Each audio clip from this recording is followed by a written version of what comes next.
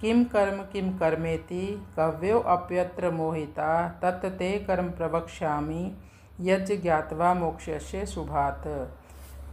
किम कर्मेति कव्यो अप्यत्र मोहिता तत् ते कर्म प्रवक्ष्यामि यज्ञ ज्ञात्वा मोक्षस्य शुभात्।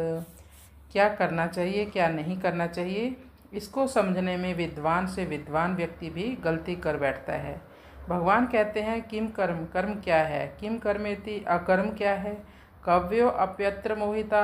कव्यो कहते हैं विद्वान जनों को, जो बड़े बड़े ऋषि मुनि जो शास्त्रों के जानकार ज्ञाता हैं, वो भी कई बार किम कर्तव्य विमूढ़, कौन सा कर्म करना चाहिए और क्या नहीं करना चाहिए।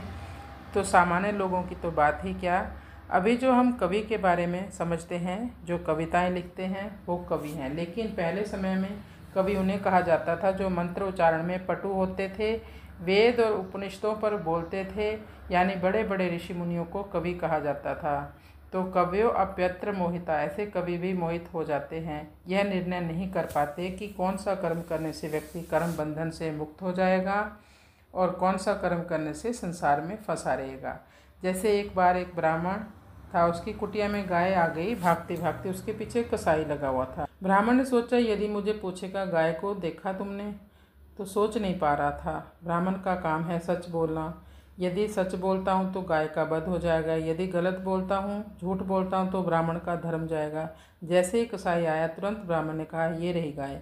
गाय को कसाई ने मार दिया, उसका पाप ब्राह्मण को भोगना पड़ा, मरने के बाद नरक मिला। ऐसे ही कई बार बड़े बड़े विद्वान संत महापुरुष भी धर्म संकट में पड़ जाते हैं और उन्हें